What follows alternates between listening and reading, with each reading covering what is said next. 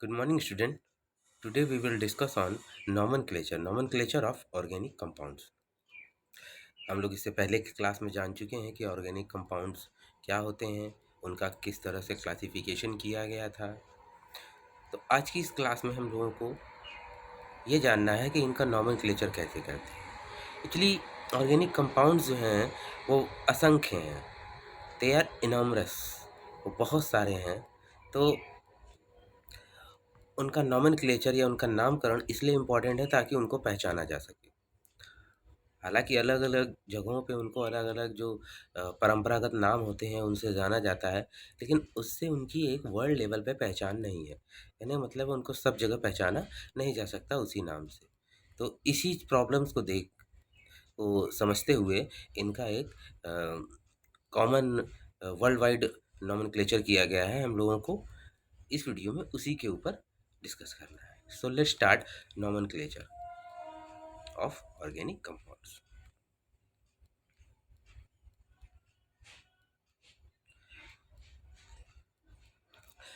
सबसे पहले तो हम लोग ये जानेंगे कि ऑर्गेनिक कंपाउंड्स क्या होते हैं। ऑर्गेनिक कंपाउंड जिनमें कार्बन प्रेजेंट होता है, यानी कार्बन कंटेनिंग जो कंपाउंड्स होते हैं उन्हें हम ऑर्गेनिक कंपाउंड्स कहते हैं।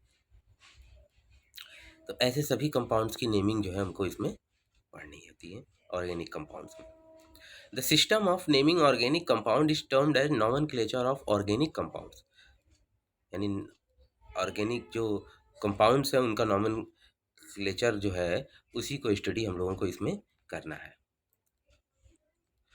बेसिकली अगर हम देखें तो the following systems are used for naming organic compounds. दो तरीके के सिस्टम्स बनाए गए हैं, एक कॉमन सिस्टम और ट्रिवियल सिस्टम बोलते हैं, दूसरा होता है IUPAC.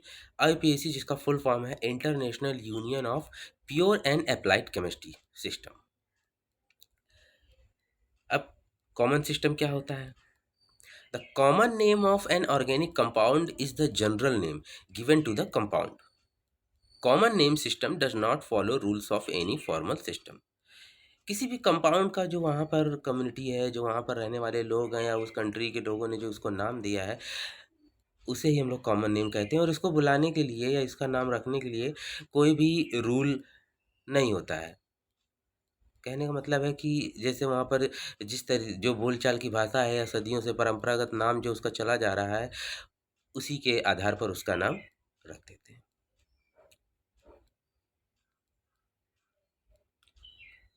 IPAC system. There are millions of organic compounds present on Earth. Therefore, we cannot remember all of them by their common names.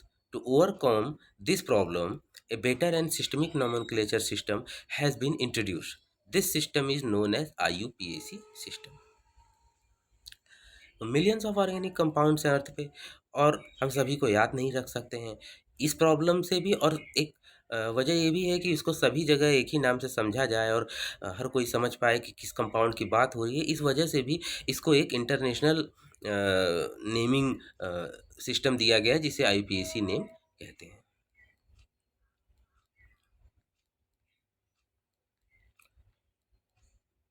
General rules for IPAC system. अगर हम general rules की बात करें कि आईपीएसी सिस्टम कैसे बनता है, तो इसके लिए एक जनरल फार्मूला है। वो फार्मूला है prefix plus word root plus suffix. Prefix जैसा कि हम लोग जानते हैं, किसी भी मेन वर्ड है उसके जो पहले लगता है या पहले आने वाले को प्रेफिक्स और अंत में आने वाले को हम लोग सफिक्स के नाम से बुलाते हैं। और वर्ड रूट जो है वो रूट वर्ड को बोलते हैं, यानी कितने कार्बन की चेन है उसको गिनना, उसको काउंट करके जो वर्ड बनता है उसे हम रूट वर्ड या वर्ड रूट कहते हैं। तो इन्हीं के कुछ क्या होते हैं, ये कैसे डिस्कशन इनके ऊपर हम लोगों को आज करना है कि प्रीफिक्स और सफिक्स और वर्ड रूट कैसे कैसे इसको समझा जा सकता है, किस तरह से हम इसको नेमिंग कर सकते हैं बाय यूजिंग दिस फार्मूला। तो इस फार्मूले को हम लोग आज समझते हैं। तो सबसे पहले हम लोग वर्ड रूट पे पहुंचेंगे। वर्ड रूट इसलिए क्योंकि वो मेन है, वो सबसे पहले समझ जाएंगे तो उसके प्रीफिक्स और सफिक्स को भी समझ लेंगे। तो सबसे पहले word root denotes the number of carbon atoms present in the principal chain. The longest possible continuous chain of carbon atom including the functional group and the multiple bonds of an organic compound. तो कहने का मतलब है word root हम longest possible carbon chain को consider करेंगे। जैसे हमारे सामने एक लंबी सी चेन हो कार्बन की, वो चाहे 6 कार्बन की हो, चाहे 7 कार्बन की हो, चाहे 8 कार्बन की हो, चाहे 3 कार्बन की हो। तो कोशिश हम लोगों की यही होती है कि जब हम कार्बन को गिन रहे हों तो उसको हम एक स्ट्रेट चेन में गिनने की कोशिश करें। मतलब जैसे हम लोगों ने एक तरफ से गिनना शुरू किया तो वो काउंटिंग जो है वो एक तरह से एक लाइनिंग या एक सीधी रेखा में चलती रहे। बस उसमें किसी भी प्रकार का जैसे ब्रेकेज ना होने पाए, ऐसा ना हो कि जैसे वो अलग हो रहा हो। अगर हम इसको समझना चाहें तो कुछ इस तरह समझ सकते हैं जैसे कि कोई मेन रोड होती है। मेन रोड जो होती है उसकी कोई डिस्टेंस है, मान लीजिए कि अ, उसे कानपुर से इलाहाबाद जाना है। वो मेन रोड कानपुर से इलाहाबाद के लिए चली, तो ये एक मेन रोड हो गया इसका। अब इसमें अब जब ये सड़क आगे जाएगी तो उसमें कई तरीके की ब्रांचिंग हो जाएँगी।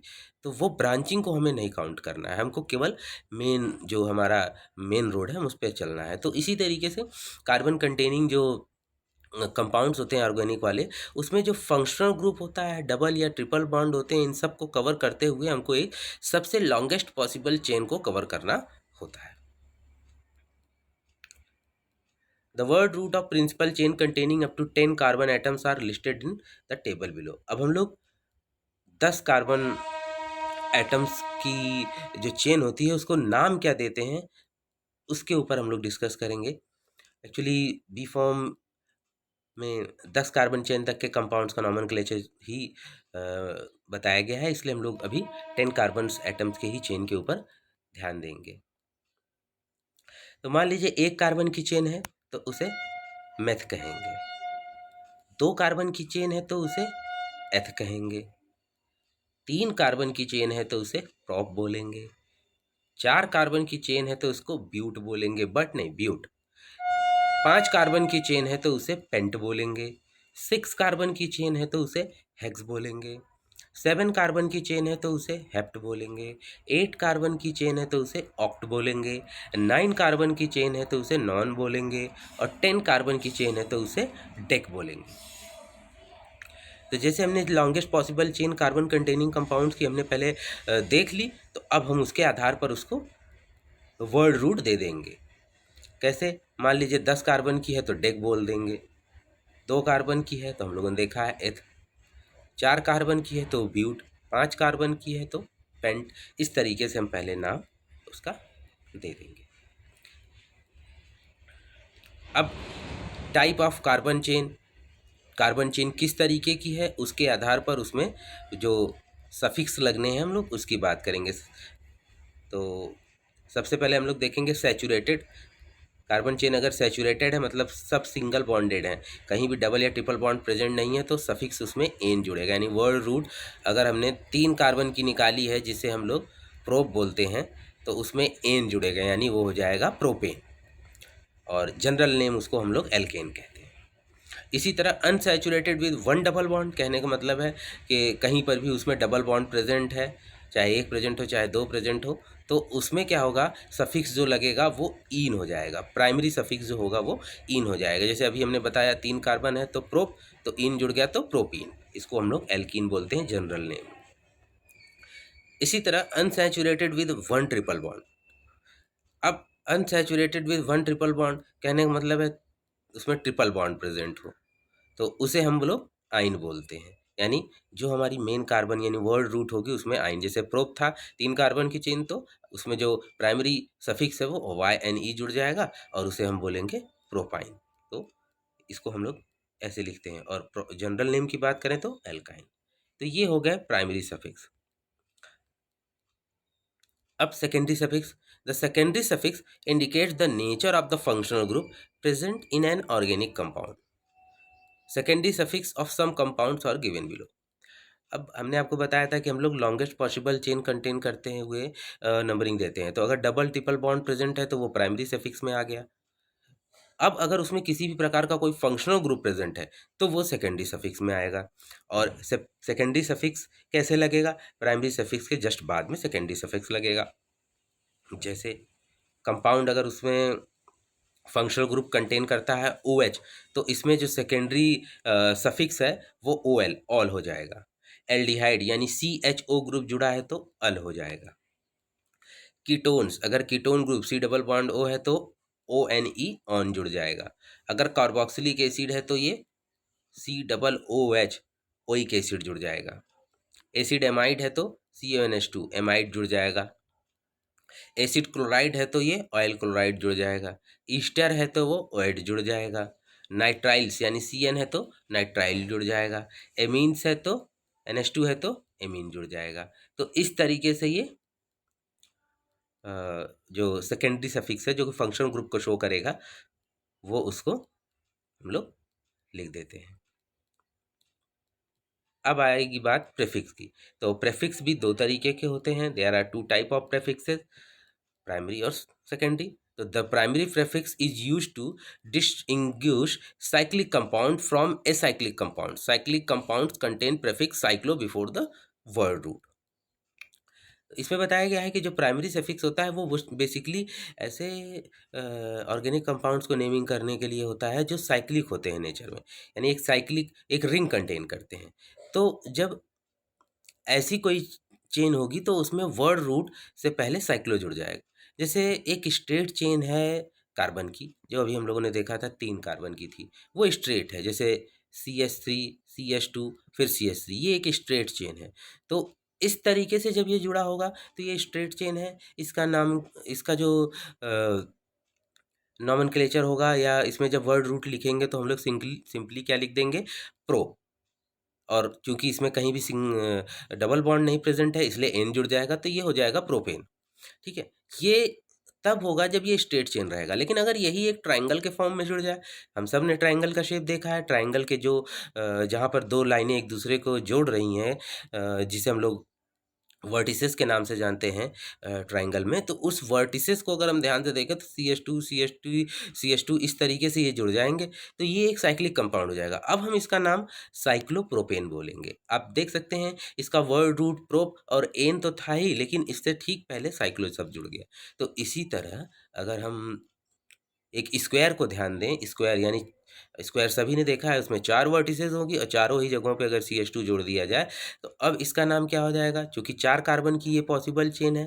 देखिए, अब इसको अगर हम नंबरिंग करना चाहें तो कोई भी एक CH2 से हम गिनना शुरू करेंगे, आगे बढ़ते चले जाएँगे तो एक स्क्वायर के रूप में आप देख सकते हैं क्वाड्रिलेटरल के रूप में ये आगे बढ़ता जाएगा। कहीं से ये चेन ब्रेक नहीं होगी, कहीं से ये टूटेगी नहीं। इसीलिए अगर इसको पकड़ के सीधा किया जाए, मान लीजिए किसी एक वर्टिसेस से इसको खोला जाए और स्ट्रेट कर दिया जाए तो आप देखेंगे एक सीधी चेन मिल जाएगी। तो इसी तरीके की नेमिंग हम लोग मोस्टली इस तरह के कंपाउंड में जब हम नेमिंग कर रहे होते हैं तो हम यही ध्यान देते हैं कि मोस्टली एक सीधी चेन हमको प्राप्त हो जाए। तो इस तरीके की जब सीधी चेन हमको मिल जाएगी तो CH2 CH2 CH2 इसको हम लोग साइक्लोब्यूटेन बोल देंगे। तो कहने का मतलब है जो प्राइमरी प्रेफिक्स होते हैं बेसिकली साइक्लिक कंपाउंड के लिए यूज किए जाते हैं। अब यहाँ पर एक थोड़ा-सा एग्ज़ाम्पल दिया गया है, अगर उसको आप देखें तो इसमें लिखा हुआ है 4 क्लोरोसाइक्लोहेक्सेन 1 ऑल। इसमें आप देख सकते हैं कि प्राइमरी प्रीफिक्स साइक्लो जो है वो इंडिकेट करता है कि 4 क्लोरोसाइक्लोहेक्सेन 1 all is actually a cyclic compound.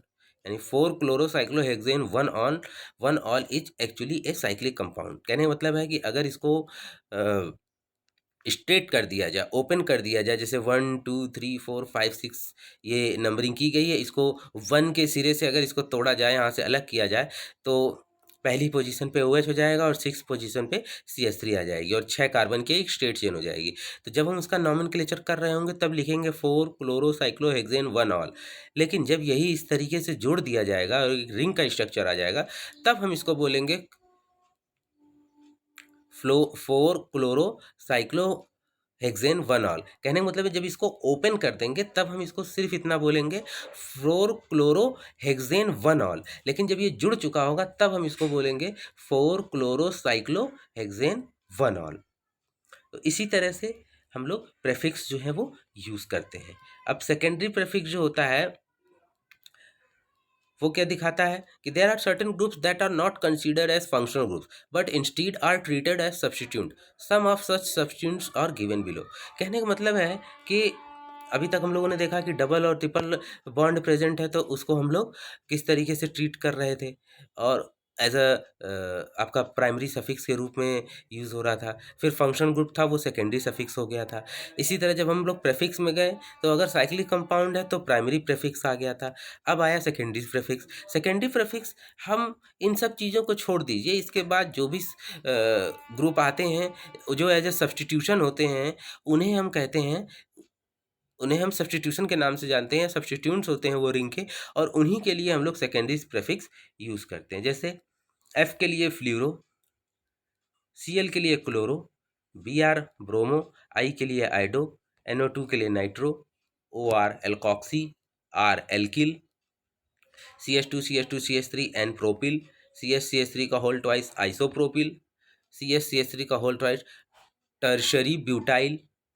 तो इस तरीके से ये कुछ सब्स्टिट्यूशंस हैं। इसमें जो आर है वो कार्बन चेन्स को रिप्रेजेंट करना है।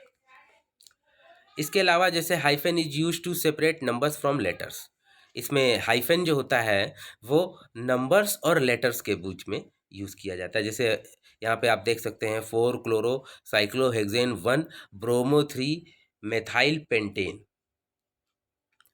या ऊपर वाला ही जो हम लोगों ने स्ट्रक्चर देखा था उसको देख सकते हैं, जो हम लोगों ने four chloro cyclohexane one all देखा था उसमें कि लेटर और नंबर के बीच में अगर हमको डिफरेंस करना है तो उसके लिए हाइफन का यूज किया जाता है। यहाँ पर हम देख सकते हैं, ये देखिए लिखा हुआ है फोर फिर एक हाइफन यानी डैश लगा के क्लोरो साइक्लोहेक्सेन फिर डैश वन फिर ऑल, तो ये हाइफन उसमें इसीलिए होते हैं। और इसके अलावा इसमें कॉमा भी यूज़ किया जाता है। कॉमा का जो यूज़ होता है वो बेसिकली नंबर्स को दूसरे नंबर से अलग करने के लिए, यानी कई बार जो सब्स्टिट्यूशन होते हैं या फंक्शन ग्रुप जो होते हैं उनकी पोजीशंस जब दिखा रहे होते हैं तो कई जगह कई एक से ज़्यादा पोजीशंस होती है उनकी, तो जब ऐसी कंडीशन आती है तो वहाँ पर जो नंबर्स हमको बार बार यूज़ करने पड़ते हैं उसे हम बोलते हैं, उसे हम डिस्टिंग्विश करने के लिए कॉमा का यूज़ करते हैं। तो हाइफन और कॉमा इसलिए यूज़ होते हैं।